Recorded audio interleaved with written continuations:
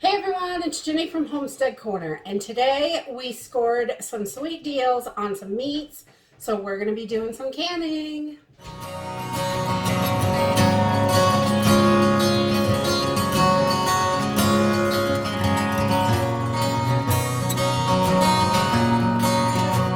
I had to run out for errands and we found some really good deals on meat. So I am going to be canning some of this up, and I'm going to freeze the pork chops. We'll just vacuum seal them, chuck them in the freezer. These were 99 cents a pound. I didn't know they were on sale this week, so I grabbed about 10 pounds just to make sure we have plenty in the freezer. And then the corned beef, I did know this was on sale, and it was on sale for $1.79 a pound, which is $3.29 a pound off of the normal price. And the only time I can find a deal on corned beef is the week before and the week of St. Patty's Day. So I snag up what I can, and I've got about 11 pounds here that I'm going to keep the smallest one out to cook, and then I will can up the rest. That's what we're going to do in this video. And I did grab a few packages of the chicken breasts. They didn't have many in our store, so I only was able to get two, but $1.69 a pound. And I'm just going to fill the canner up with the chicken breasts. And so the canner's full, so I figured we can't have too much canned chicken. We eat tons and tons of canned chicken. So let's go ahead and get started. So I was pretty excited. We landed up with a total of about 30 pounds of meat for only under $45, which is a really, really good deal. So I am pretty much the only one that eats the corned beef. One of my daughters will eat it sometimes when she feels like it. So I can it in 1 pound jars. That's what I do most of our meat in, because that's usually the smallest that we'll use. And then we can, if we need more than one, we can always grab 2 jars. But that's the easiest. And I always use wide mouth when I'm canning meat, wide mouth pints, because the meat literally slides right out. There's no shoulders for it to catch on or anything. So all I do is I have got everything all clean and ready to go. I have rinsed off my meat because this is pretty salty, but I still am not going to add salt to this because it's still pretty salty. So I just take and put chunks right down in there, and I will just press this right down in the jar, and we'll put another chunk on top. And I just do it in chunks. I leave the fat. It adds so much flavor. And we just leave all of that right on there. And I'm going to add a little bit of the seasoning as well. And that one is a little bit big. I want to make sure I leave 1 inch headspace. So we're going to make sure this gets down in there. We want 1 inch headspace, so it has plenty of room. This makes its own juices, so I'm not going to add any juice to this either. And we'll just start that in another jar. And we just kind of chunk it up so it fits. And nothing difficult. I love raw packing meats. Depends on the texture you want. I'm okay with this coming out in big chunks, and then it will just kind of flake apart. And I can add it to some fried cabbage or something. Delicious. And then we just fill those in as we can. You just want to press it down, get most of that air out of the bottom. And I am canning up 4 of these corned beef briskets because I kept the small one out. It's like almost 2 pounds. I kept that one out so I can eat it right away. I haven't had corned beef in, probably 5 months. We ran out. but I refuse to pay $5 a pound for it, or $6 or $7, depending on the time of year. Right now, I just get a bunch and then I have it in the pantry for when I want it. And this is so tender like this when you pressure can it.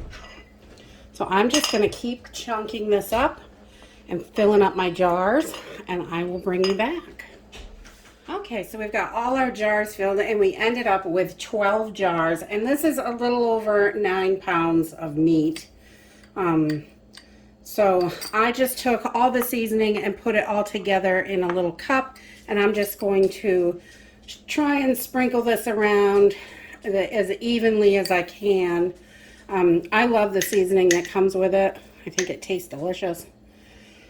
And we just add it right in there.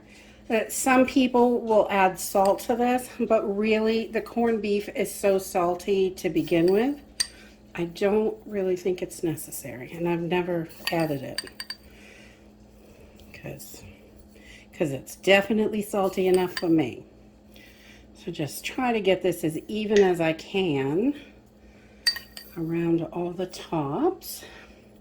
And this makes its own juice. You can definitely add water or broth or whatever liquid you like to this, but I find that it makes plenty of its own juice, and it is just, I love it just like this. It's not like canned corned beef you've gotten at the grocery store. It's definitely more of a home-cooked flavor. Okay, so because I didn't add any liquid to this, I'm not going to debubble it. There's no liquid to fill in air pockets. So I have pressed my meat down as hard as I can into the jars, so there's as little air as possible in the bottom. And I'm just using a little white vinegar on a paper towel, and I'm going to wipe my rims just in case anything got on there. I just want to make sure there's nothing. You can see, you do catch a little bit, little tiny pieces of meat, and you might have a piece of seasoning or something. You just want to make sure that your rim is nice and clean so you get a good seal. You want to make sure that it's going to last after all this money and hard work. Even though it's a good deal, you don't want to waste it. And then I'm just going to put my lids on, and then I'm just going to add my rings. And I just put these on so they're finger tight. Let's see. I'm too close on the camera here. Move some of these so you can see what I'm doing. So when I put my rings on, I just 2 fingers, 2 on the jar, 2 on here, and tighten, and that's it. And once it is tight, that is enough. If you over tighten it, your lids can buckle, and you do not want that. So 2 fingers, finger tight, good enough. And that's it. I will finish getting these together and I'll bring you back. Okay, so we got 12 jars of our corned beef, and so I added just 4 jars of chicken because I want the canner to be full and, you know, as much as I can get in there. So if you want to see how I do my chicken, I will put a link up in the top of this video. And when you are raw packing, I start with a cold canner, cold water, cold jars, cold meat. Everything is cold. I wash everything up, but then I let everything come to room temperature. That way there's no shock or anything. It all heats up together at the same time. So once we have this all packed, I'm just going to use a little olive oil on a paper towel. Just a teeny bit, because this is an all-American canner. You do not have a seal, no rubber seal. It's metal to metal. So you want to make sure that you get this little piece with olive oil each time before you can. That way your cover doesn't stick. Because if your cover sticks, then you've got trouble. Get those as close to the center. And then we're going to pop on our cover. As long as all the jars allow it. This jar is being sassy. All right. And then I just line those up. And I am going to let this come up and steam. And once I'm seeing steam steady out of here for 10 minutes, then we will set the pressure.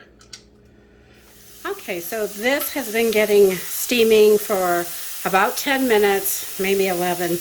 And I am going to put my weight on now. I'm going to do 10 pounds of pressure because of my elevation. And we're just going to put that right on there.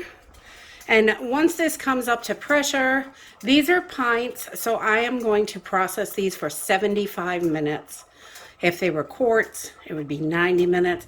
But chicken or beef or any meat that you're doing is going to be the same time and the same pressure. And the pressure is just whatever your elevation is. And while this was heating up, we got all of the leftover meat that was left vacuum sealed so we can get this into the freezer. Yay! And there we go. That's it. It's super simple and easy to can meat. Raw pack is so simple and quick. It just the time to process and stuff it in jars. And we've got 12 jars of corned beef ready for the pantry and 4 jars of chicken. So I'm going to just let these sit overnight, and tomorrow morning I will remove the rings, give them all a good wash, and then label, and off to the pantry they go. And that's it for today. If you like this video, give me a thumbs up. Subscribe. We'll see you in the next video. Bye.